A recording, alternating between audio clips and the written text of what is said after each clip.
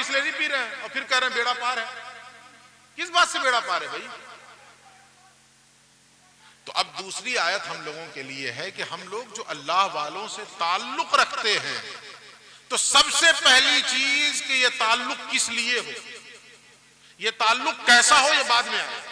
सबसे पहली चीज क्या है? ये ताल्लुक किस लिए हो। माफ कीजिएगा, बहुत तल्ख हकीकत है ये। हम सब लोग जो बुजुर्गों से निस्बत रखे हुए हैं, बुजुर्गों से ताल्लुक रखे हुए हैं, सिर्फ और सिर्फ दुनिया के लिए। मैं बहुत तल्ख हकीकत बता रहा हूं, सिर्फ और सिर्फ दुनिया के लिए चले जा रहे हैं, परेशानी उठा करके पैदल चले जा रहे हैं। एक साल मैं आ रहा था तो बरेली शरीफ से शाजी मियां के आस्थाने तक लोग पैदल आ रहे हैं, चादरें लेकर के जुलूस की शक्ल में पैदल चले आ रहे हैं। क्यों चले आ रहे हैं? जरा ईमानदारी से बताइएगा, किसी के जहनो दिमाग में भी ये चीज रही होगी कि शाजी मियां हुजूर के आस्थाने पे जा रहा हूं, तकलीफ बर्दाश्त करके जा रहा हूं, पैदल जा रहा हूं, इस मकसद से जा रहा हूं कि अब तक जो 25 साल जिंदगी या 30 साल जिंदगी या 35 साल जिंदगी बगैर नमाज पढ़े गुजरी है, आज ये तकलीफ उठाकर शाहजी के आस्थाने पे इसलिए जा रहा हूं कि उनकी रूहानियत का फैज मिले और आज के बाद एक नमाज छूटने ना पाए हमारी। किसी के दिल में भी ये आरज़ू रहती है, ये नियत रहती है किसी के? बताइए ईमानदारी के साथ। इतनी परेशानी उठा के जा रहे हैं, किस लिए जा रहे हैं भाई? कारोबार में इस बार कुछ मंदा चल रहा। कारोबार कौन सा कारोबार? जो हराम पे खोले हुए, उसी कारोबार में तरक्की चाहते हैं। वहां से यहां तक चल के आ गए ना, रास्ते में एक वक्त की नमाज पढ़ी ना, वहां आकर के पढ़े और वापस चले गए बगैर नमाज पढ़े हुए। पूरी ईमानदारी से बताइए, उनकी रूहानियत आपकी तरफ नजर भी करेगी? बेनमाजी की तरफ देखेंगे वो? एक बुजुर्ग फरमाते हैं कि बेनमाजी से तो सूअर भी पनाह मांगता है, बेनमाजी से सूअर पनाह मांगता है। और ये अल्लाह वाले आपको बड़े गौर से देखेंगे, उठ के इस्तेकबाल करेंगे, आओ आओ आओ, एक चादर ले आए हो तो आओ सीने से लगा लेंगे, दफा हो जाए यहां से। धुतकार के भगाएंगे कि नहीं? अच्छा फिर एक बात बताइए आप, मैं हूं आलिम, मुझको आपने यहां बुलाया, किस लिए बुलाया? दीन की बातें बताने के लिए ना। अब मैं यहां आ जाऊं और अनीस भाई कहें आ गए मौलाना, आइए, सबसे पहला काम यह है कि एक मकान बनाने जा रहा हूं, उसका नक्शा बना के दीजिए आप। मैं कहूंगा भाई आपका दिमाग खराब हो गया, आप एक आलिम से मकान का नक्शा क्यों बनाने की बात कर रहे हैं? ये चीज मेरे पास है ही नहीं, जो चीज है मेरे पास वो लेने की बात कीजिए ना। अल्लाह ने मुझे दीन का इल्म दिया, दीन का इल्म लीजिए मुझसे। एक डॉक्टर के पास जाके आप कहें कि नहीं जी मुझे बुखारी शरीफ पढ़ाइए आप, डॉक्टर कहेगा सरफिरे आदमी, जाओ अपने इमाम साहब के पास, जाओ अपने मदरसे के मौलाना के पास, हमारे पास क्यों आए? बीमार हो तो आओ। होगा या नहीं होगा? जिसके पास जो चीज होती है वही तो लेने जाएंगे ना। अच्छा पूरी ईमानदारी के साथ बताइएगा, शाहजी मियां दुनियादार थे कि दीनदार थे? दुनिया समेट के बैठे हुए थे कि दीन समेट के बैठे हुए थे? बोलिएगा जरा, जरा जोर से बोलिए। मानते हैं ना? दुनिया को ठोकर मारी थी कि नहीं? उन्होंने ठोकर मार दी थी कि नहीं दुनिया को? उन्होंने दुनिया को ठोकर मारी और पूरे वजूद में दीन को समो लिया, पूरे वजूद में दीन को समेट लिया। दीन लेकर बैठे वो, दीन लेकर अपनी कब्र में आराम फरमा है। और हम जाते किस लिए हैं? दुनिया लेने के लिए।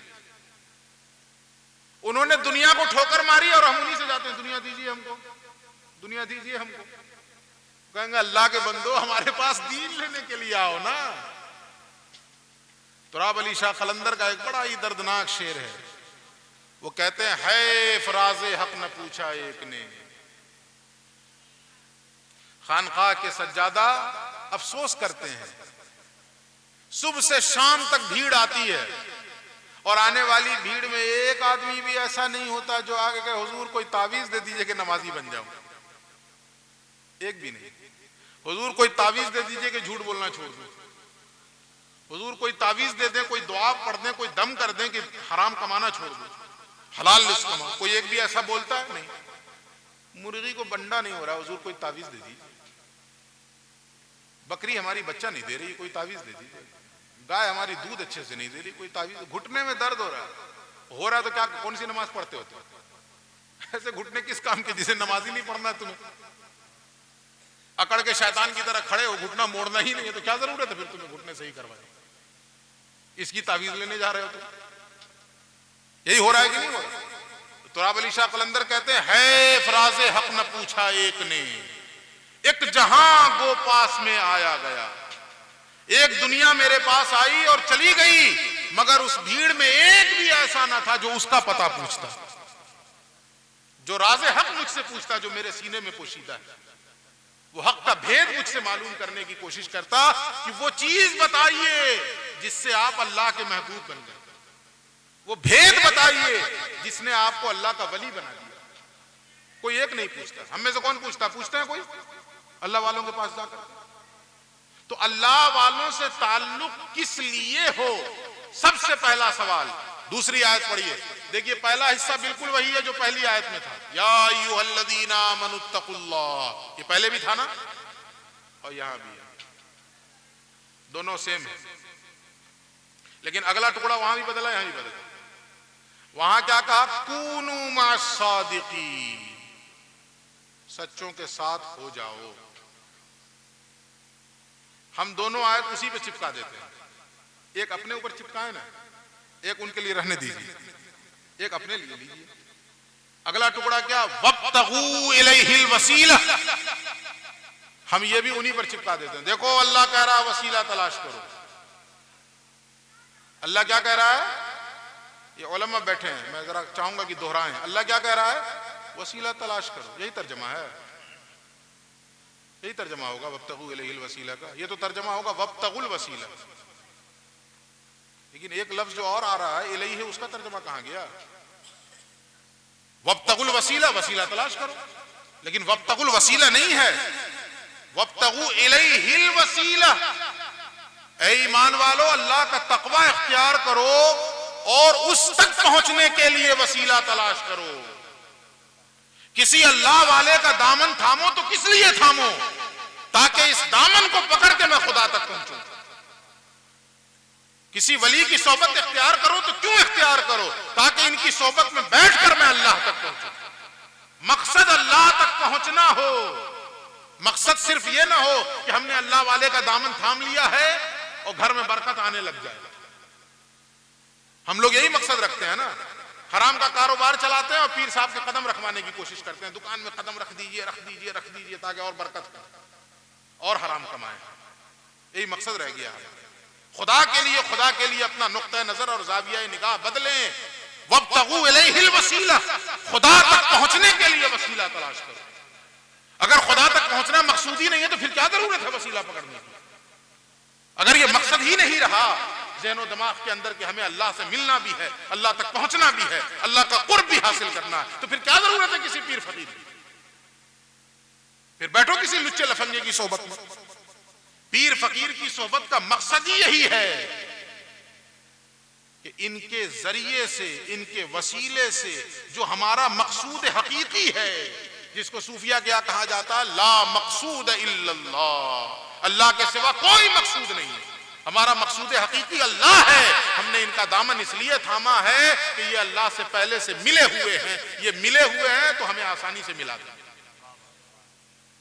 ये मिले हुए हमें आसानी से मिलेंगे, यही मकसद होना चाहिए। तो अब हम लोगों के लिए ये लम्हा फिक्रिया है कि हम लोग जो अपने आप को ये दावा करते हैं कि हम अल्लाह वालों की निस्बत वाले हैं, जरा रिविजिट करें, गौर करें और देखें कि ये निस्बत अल्लाह ही के लिए है, तब तो सुभान अल्लाह। और अगर किसी और मकसद के लिए है तो फिर अपना जाविया बदलें, चेंज करें अपने आप को, बदलें अपने आप को। बात समझ में आई कि नहीं आई? बोलिए। अच्छा जी, अब एक आखिरी बात और अर्ज कर दूं। ये तो हो गया ताल्लुक किस लिए हो, अब हो ताल्लुक कैसा हो। अब ताल्लुक कैसा हो, ये तो किस लिए हो गया, समझ में आ गई ना बात कि ताल्लुक किस लिए हो? अल्लाह के लिए, अल्लाह तक पहुंचने के लिए ताल्लुक। अब ताल्लुक कैसा हो? हम लोग ये सोचते हैं कि हम चाहे जैसे हो, लल्लू हो, कल्लू हो, जुम्मन हो, शुबराती हो, कल तो कयामत के दिन शाहजी मियाँ हमको तो अपने दामन में पनाह दे ही देंगे, शाहजी मियाँ हमें तो करीब कर ही लेंगे। ख्वाजा साहब हमें तो करीब कर ही लेंगे, दीगर बुजुर्गान दीन हमें तो अपना बना ही लेंगे, हम ये सोचते हैं। और हम जैसे लोग आपको और इसी खुशफहमी की जन्नत में और धकेलते हैं, हम जैसे लोग और धकेल देते हैं कि हमारा नजराना बढ़ेगा ना, आप लोग इसी में मस्त रहिए। हाँ, कुरान में एक उसूल बताया गया। यहूदी और ईसाई दोनों कहते थे कि इब्राहिम से ज्यादा करीब हम हैं। जैसे हम लोग कहते हैं ना, हम ख्वाजा वाले हैं, हम गौस वाले हैं, हम फलां वाले, हम फलां वाले, नारा मारते हैं कि नहीं मारते? लड़ाइयां हो जा रही, नहीं नहीं हम ज्यादा बड़े दीवाने हैं, तुम 5000 की चादर चढ़ाओ, हम 10 की चढ़ाएंगे, हम बड़े आशिक। ऐसे यहूदी और ईसाइयों के दरमियान लड़ाई हुई। यहूदी कहते थे कि इब्राहिम के ज्यादा करीब हम हैं, और ईसाई कहते थे कि इब्राहिम के ज्यादा करीब हम हैं।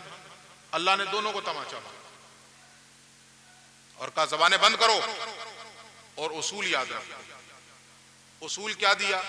इन्न औलन नास बिइब्राहीम लल्लज़ीना तबऊ, बेशक लोगों में इब्राहिम से सबसे ज्यादा करीब वो हैं जो इब्राहिम की पैरवी करते हैं। जो इब्राहिम की जितनी पैरवी कर रहा है वो इब्राहिम का उतना ही करीब है। ये एक उसूल है, ये नहीं कि बात सिर्फ इब्राहिम की है। अब इब्राहिम की जगह आप नाम बदलते चले जाएं, इसलिए कि वहादन नबी भी आ गया। बेशक लोगों में मुहम्मदुर रसूलुल्लाह सल्लल्लाहु अलैहि वसल्लम में से सबसे ज्यादा करीब वो हैं जो मोहम्मद अरबी की पैरवी करते हैं। अब और नीचे आ जाइए, बेशक सहाबा के सबसे ज्यादा करीब वो हैं जो सहाबा की पैरवी करते हैं। और नीचे आए तो बेशक गौसुल आजम सैयदना शेख अब्दुल कादिर